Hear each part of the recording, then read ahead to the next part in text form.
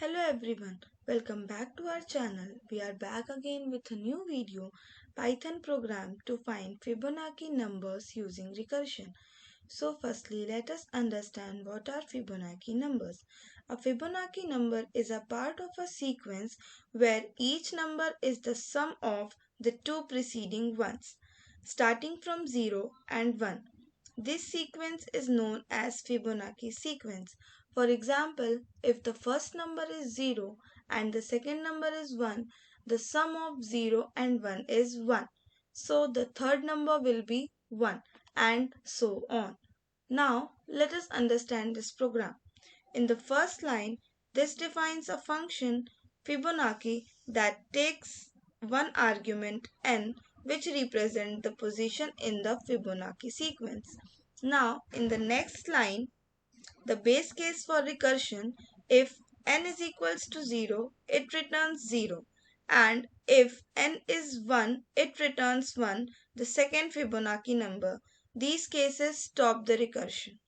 Now, in the next line, the recursive case for n is greater than 1, the function calculates the Fibonacci number at position n by summing the result of Fibonacci n minus 1 and Fibonacci n minus 2. This keeps calling the function until it reaches the base case for each term. Now, in the next line, this defines another function print Fibonacci sequence which takes one argument count representing the number of terms to print from Fibonacci sequence. Now, in the next line, if count is less than or equal to 0, the program displays an error message because the Fibonacci sequence requires a positive number of terms. Now, in the else part, if count is valid greater than 0, it prints a heading Fibonacci sequence. Now, in the next line, a for loop iterates from 0 to count minus 1. In each iteration, the Fibonacci function is called with the current value of I, which calculates the Fibonacci number at position I.